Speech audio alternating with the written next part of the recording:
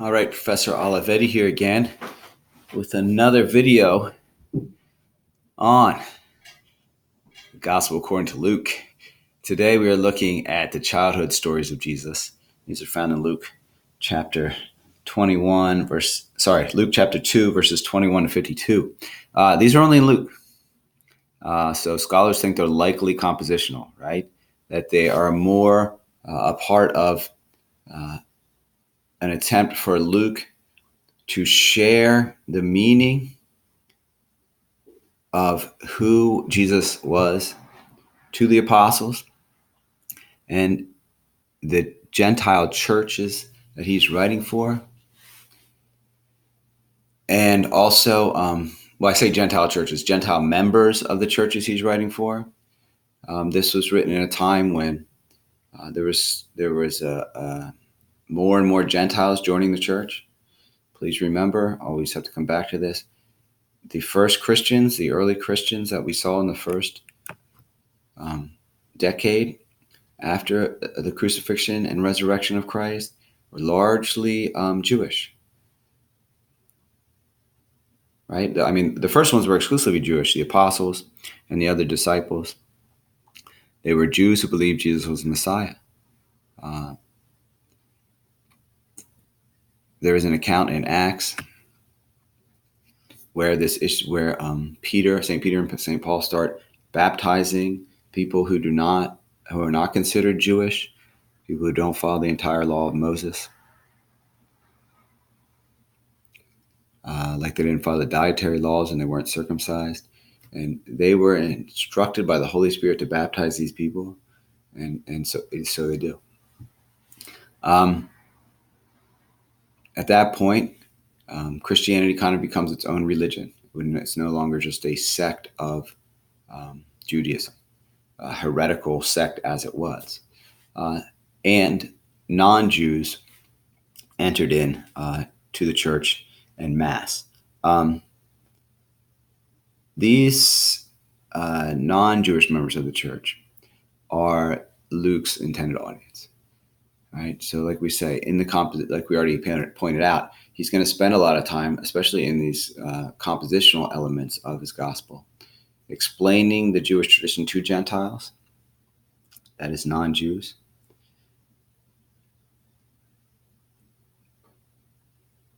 and helping them understand the major themes in his gospel. So that's kind of what's going on in this story, and you'll see how these stories are laid out.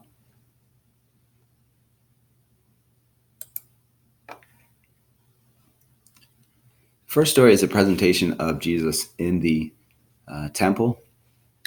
So we have this expected continuity that we talked about, and it would be well liked by the Jewish audience and appreciated by the Gentile audience here. So what they have there is the Jewish practice of redeeming the firstborn son. If you want to get technical, they didn't actually have to bring them to the temple to do this, but the idea is that every firstborn male child, and they would do this for their livestock as well, was the Lord's, and so you would have to kind of pay tribute to release them from that and take them into your family, right? So you would redeem them. You would pay money for them to be freed from their service to the Lord in some ways. I know when you talk about this sounds like God is taking slaves or something, and it's very awkward. But it seems like the intent was that to remind the Israelites that the family line was not what made someone a person of God, right? It's kind of like a reminder there. This is not about being a member of our tribe, or this is not about being a genetic descendant of Abraham, right? No, being the people of God is about choosing to participate in the community of loving persons. And so this reminder that they had, hey, the firstborn son, that's not even your kid, right? That's God's kid. That's a sign, right, of the calling of all the Israelites, not just as a tribal people, but as the people of God, which transcends these tribal lines. And so when they do this, they meet these righteous folk, right? And they could be counted among the rich, right? Because remember, when this term rich, as used in Luke, it doesn't just mean the person has a lot of money. It's more like prestigious, right? So these two, although they might not have a lot of money, they don't really go into that. They are rich in that they're righteous folk, right? Simeon and Anna, right? This is another typically Lucan thing where there's a pair, right? He always has these parallel pairs in his gospel. And here's another thing we're going to see, we'll get into later, but Anna, she didn't have to be in there. But Luke will make sure that she has a significant role to play. Okay, so the Simeon story. When Jesus is brought to the temple, notice here this little Jesus here in the icon. In the icons, they don't draw they draw the children in the adult proportion, just smaller. It's part of the mystical approach and the recognition of the divinity of Christ here. Now, there was a man in Jerusalem whose name was Simeon, and this man was righteous and devout, right? So again, he's among the rich, waiting for the consolation of Israel, and the Holy Spirit was upon him. So here we see this Holy Spirit again, leading everything in Luke, and the second part of Luke, the book of Acts. It had been revealed to him by the Holy Spirit that he should not see death before he had seen the Messiah of the Lord. And he came in the Spirit into the temple. So when he's saying he came in the Spirit, that means he's in some kind of prophetic trance, all right, where he's actually, in a way, possessed by the Holy Spirit. Not so dissimilar to what medians profess today in pop culture. This is something that more or less might have dropped out of popularity in some circles, but in other Christian circles, you still see people in worship services that will get the Spirit, and they'll have this experience of kind of like the Holy Spirit possessing. I don't know if that's the best term, but that they are filled with the Holy Spirit, right? That the Holy Spirit kind of takes over there for a minute, and their normal everyday concept of self kind of drops away, right? So they feel like they are part of something much bigger, and it's God inside them who is guiding them at that moment.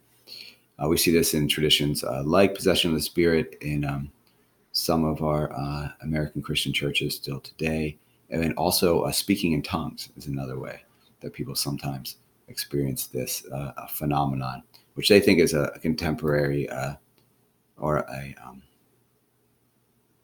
they think it's what the author is talking about here in Luke when he's talking about people like Simeon being in the Spirit, right? Okay, so regardless, he's in the Spirit. He's not speaking for himself. It's God speaking through him here.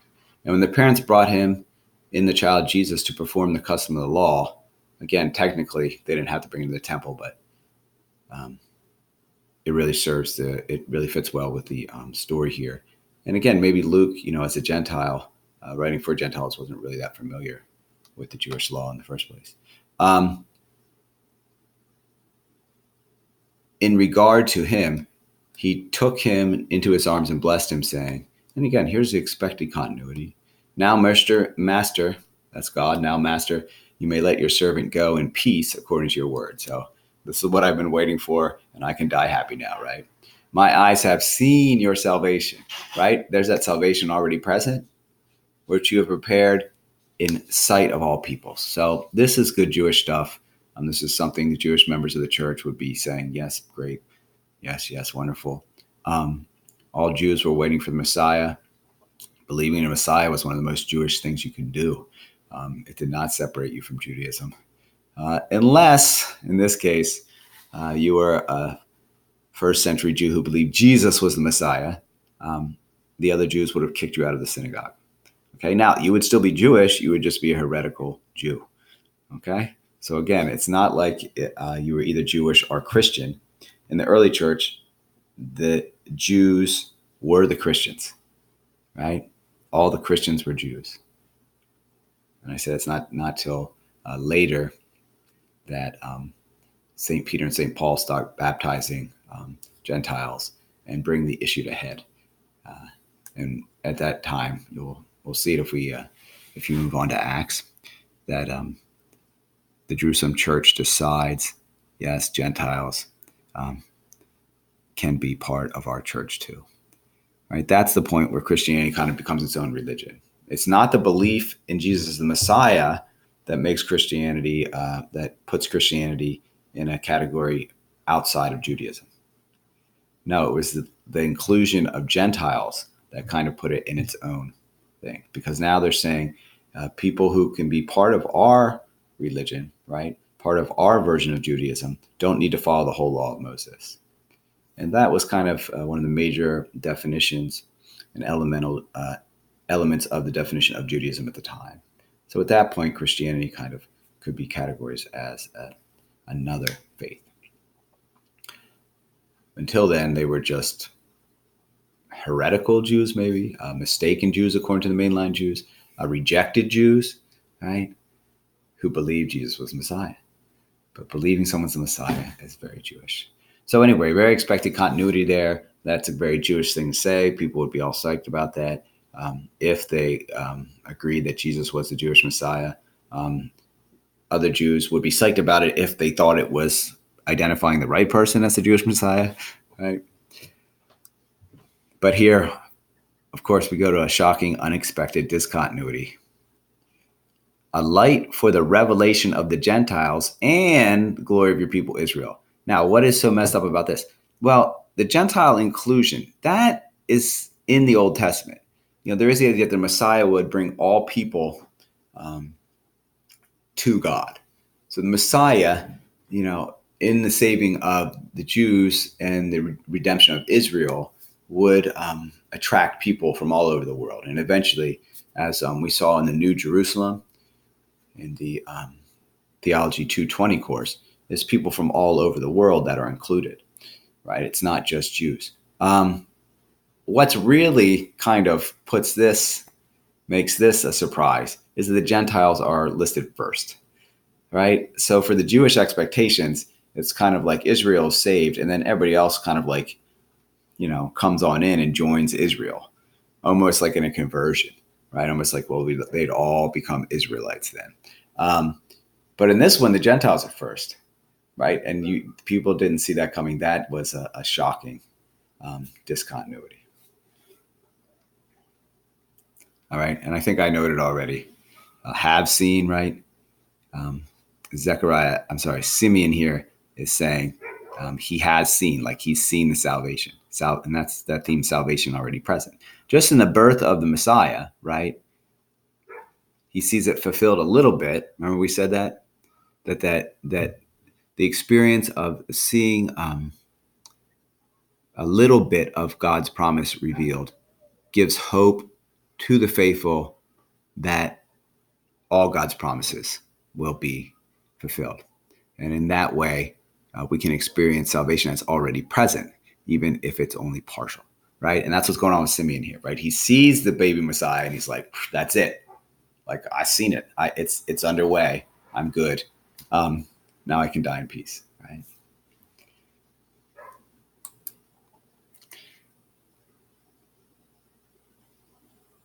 Okay, and then we have the account of Anna the prophetess here. Again, we have this pair, Simeon and Anna, but in emphasizing the participation of female characters, Luke may be focusing on this kind of reversal of fortune thing. Because women were not generally given the same social status as men during the time that these Gospels were written, right? So women in some way could be included amongst the poor, right? Because they were not as prestigious as men. When it came to things, especially when it came to things like preaching publicly, right? But here, Anna the prophetess is paired with. So this is kind of a statement of equality. And Luke does this all the time, right? So you really see here the inclusion of women and again, I mean, I'm not trying to insult anybody in our contemporary sensitivities and our contemporary idea of inclusion, but we do have to acknowledge that for the time, that might have been something that wasn't typical, right? And at the time, could be quite revolutionary in some ways, and we could then therefore include it in part of this reversal of fortune, where the poor become rich, right? Like I say, sorry, it was that way. But you can see Luke transcending that, right? And making a statement here in some ways of gender equality that, well, for us would well precede its time, right? He's really laying something out here for the church. That in a lot of ways, the larger culture would not have been necessarily ready for. The child's father and mother were amazed at what was said about him, and Simeon blessed them and said to his mother Mary, "Behold, this child is destined for the fall and the rise of many in Israel." Right? Now, this is still Simeon speaking, but that's that reversal of fortune, right? The fall and rise. Who's going to fall? Well, the people on the top fall. And who's going to rise? Well, who can rise? The people on the bottom, right? And there's that idea of shocking discontinuity, a sign that will be contradicted, right? So that the thoughts of many hearts will be revealed. Again, here's another theme we're going to see in Luke is just like going deeper, right? It's going to look into the heart. And then we have the inclusion here of Anna, right? A daughter of Phanuel, right? And she is listed as a prophetess. Oops, sorry. Again, on par with Simeon.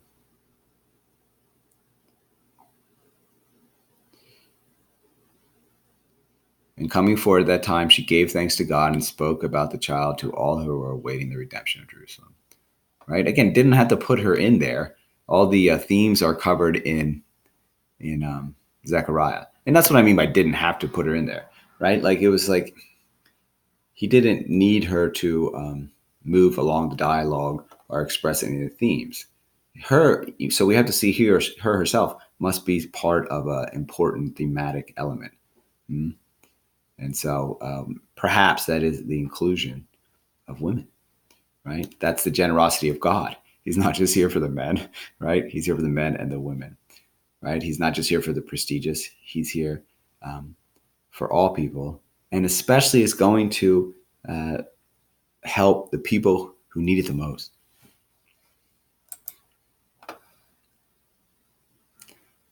So here's that quote: "The thoughts of many hearts will be revealed."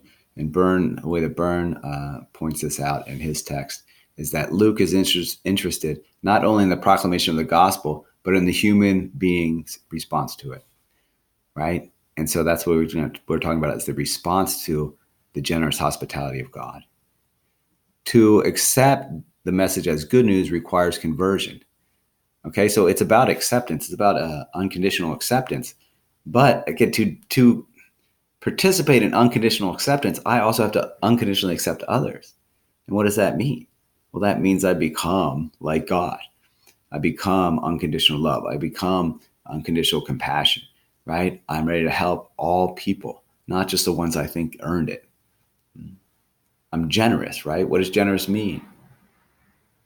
If someone does an act of generosity, does that mean that they gave the other person something because they earned it? Or does that mean they gave the other person something because of their giving and sharing nature? It's the latter, right? A conversion at depth that shakes up and challenges the conventional and comfortable assumptions about the way the promise of salvation will run, right? But many balk at this, right? They balk at God's hospitality and react with rejection, right? Those are the people, as we'll see, that are not comfortable with God's generous giving of salvation, granting of salvation to everyone, right? They think, nope, you have to earn it first. And usually they say, you got to earn it by being like us.